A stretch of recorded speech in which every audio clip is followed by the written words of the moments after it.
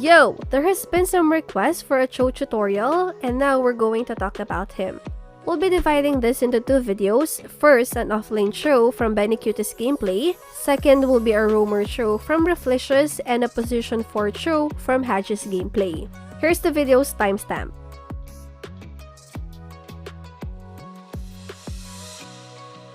Let's first talk about laning tips if you are to be an offlane Chou. We notice 3 laning techniques from ForBennyqt. Let's start with the basic, lane freeze. What is lane freeze? It is when you don't do anything on a minion wave to gather them in one location. Why would you need to freeze a lane during a laning phase? Once you clear the wave, even though you're leading, you will still get the same amount of XP and gold, not unless you have killed an enemy from the same lane. So in order to deny your enemy of XP and gold, you may freeze the lane so minions would stay in the middle, then go zone out your enemy. One problem would be if your enemy is good. The usual counter for this, when the minions are low on HP, your enemies could go for a kill using their basic attack or skills and just go back to the turret once it's done. Now here comes the second technique that ForBennyqt does. He casts 2 Jeet Kune Do when siege minion is about to get killed.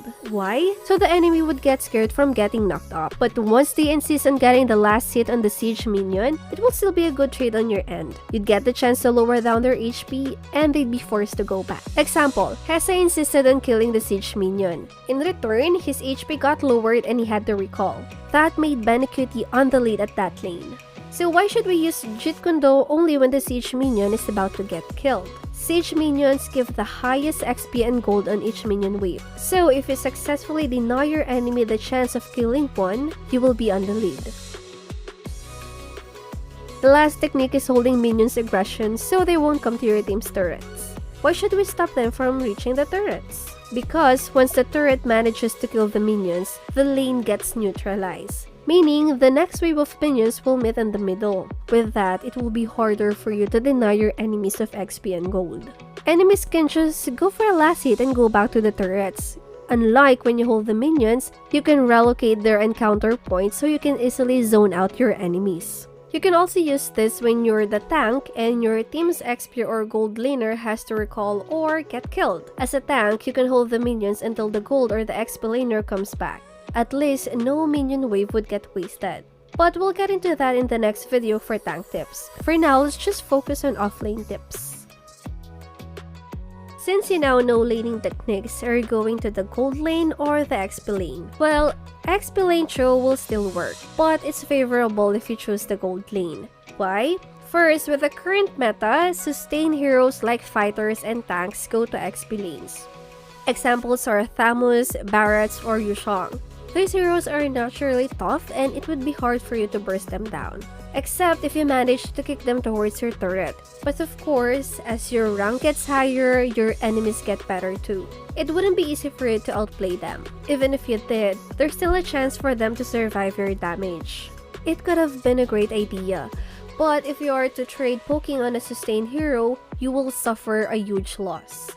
Even though you lower their HP because you're up against a sustained hero, they still have a way to recover. Unlike you, a Chou who only has a small shield from Shunpo. So instead of fighting on the XP lane, why don't you just go on the gold lane? In there, you'll face mages and marksman heroes who are weak during the early game. With that, you can take advantage of your burst combo and the outplay potential of Shunpo. Once the lane phase is done, which shows high mobility, your responsibility will be divided into 2. First, to join a clash, and second, to destroy turrets during a clash. So, the question now, when's the right time to join a clash and when should you destroy their turrets? There isn't really a right answer to this since your move should depend on your current situation. But to help us decide, look at the minion flow. Is there an incoming wave from your target turret? Are your minions already pushing forward? Because if they are, enemies won't get the chance to push forward if you lost in the clash. Lastly, before you leave your lane, make sure that you've already cleared or cut the wave. If you have no idea about wave equilibrium, allow us to insert a short clip from our Benedetta video about minion flow. The easiest way to locate where the minions are at your targeted lane is to look for your team's minion on the opposite lane since they are mirrored. If you are caught in the bottom lane, look out where your team's minion are on the top lane. Same goes when your target is at the top lane, check out the bottom lane. To make it easier, let's time it. If you're going for a basic cut, before the time reaches 25s or 55s, you must already be in position. If you're going for a riskier cut, be in position before the time reaches 15s or 45s. It is riskier because you're in deep on the enemy's side, but you're buying more time for your allies. Just a tip, do this kind of cut if you know that the enemy's jungler is on the other side.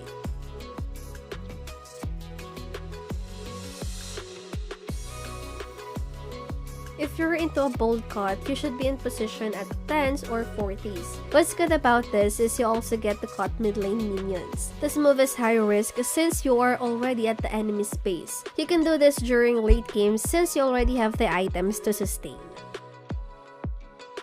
Since Chou is one of the popular heroes, I'm sure you already have ideas on his skills. This time, instead of explaining his skill mechanics, we'll just focus on important information about his skills. First is probably the most popular move on Chou. After a kick, recall or show off any mode. Well, nothing's wrong with that. You do what you want.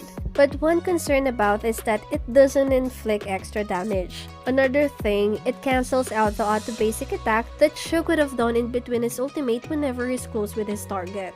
It's just a waste of the potential extra damage. This might be the reason why we hardly ever see this in the professional scene, even though recall and emote is a thing in MPL. Another reason, basic attack triggers the passive of Blade of Heptasis, Demon Hunter Sword, and Endless Battle.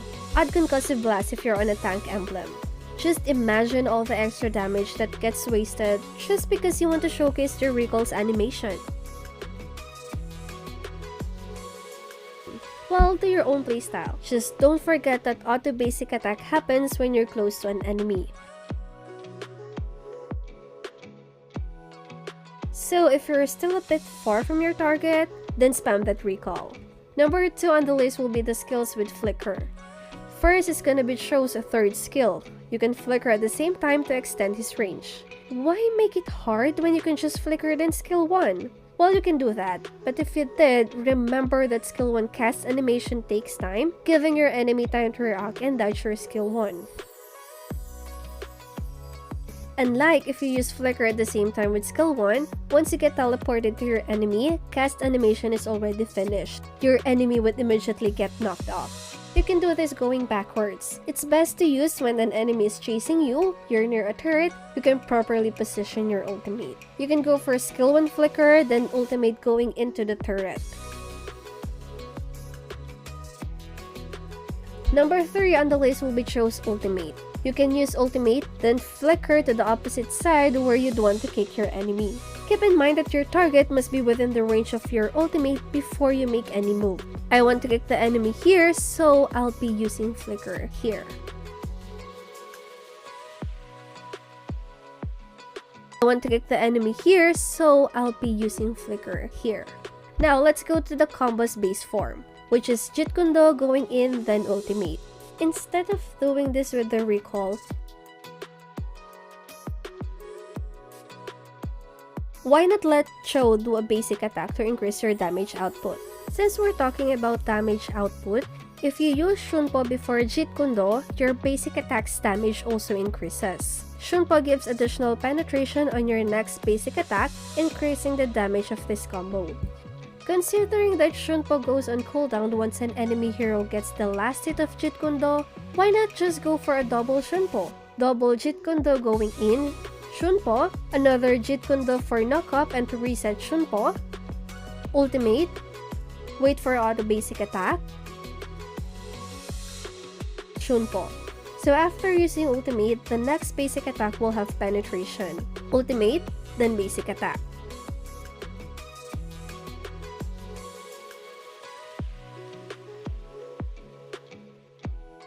Chou's combo will just jump around this. We're just giving other forms depending on what the situation needs.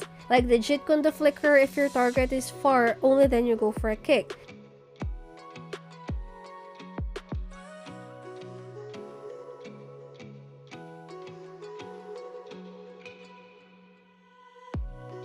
Or when it seems that your Jeet Kune Do won't make it when it's mispositioned, you go for ultimate flicker then reposition the kick. If it's not enough, why not just go for Shunpo? It's just a waste of a flicker. Well, you can, but what you should be mindful of is the reaction time of your enemy. If you quickly go for Shunpo, it's just gonna add up on the cast animation. The enemy could flicker or dash out before you can even kick. Unlike if you go for a quick kick to make sure enemy won't have time to react, you can use flicker to reposition your kick.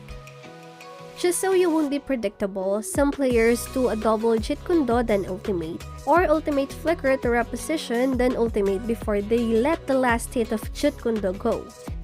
This is good if your target is tough, just keep them going to the turret for a double crowd control. With that, they'll be under for a bit longer.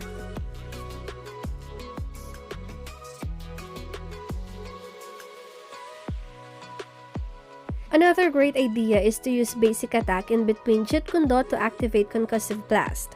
Haji usually do skill 1 going in, then another skill 1, then basic attack to activate Concussive Blast. Then he'll use skill 1 knockup when Concussive Blast is about to burst to make sure it's gonna hit the target. Since this is the 12th video of the month, we'll now pick the 11th lucky winner of our Christmas raffle. If you're new here, since Christmas is fast approaching, each time a video is uploaded, we'll be giving away epic skin, starlight, or emote. Simply hit that subscribe button, like this video, and of course leave a comment. Much better if it's a gameplay tip or anything related to the video for others who also want to learn new things. All comments will be part of the raffle for the next video. So here's the raffle for this video.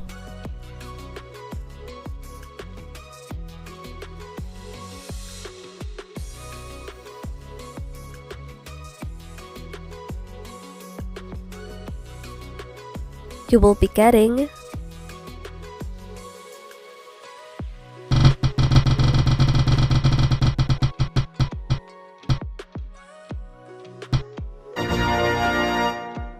You have 3 days to send a message to our Facebook page. Good luck on the next one! For the build, Blade of Despair for burst damage, Endless Battle as its passive is easy to trigger, Wind Talker for attack speed when pushing a lane, its passive makes it easier for you to clear waves, and it gives additional damage for a critical hit. Demon Hunter Sword, another good source of attack speed and a counter to heroes with high HP or sustain, those heroes who stay on the lane to defend. Last item, of course, the best late game physical item, Malefic Roar. That's all for now, thank you for watching!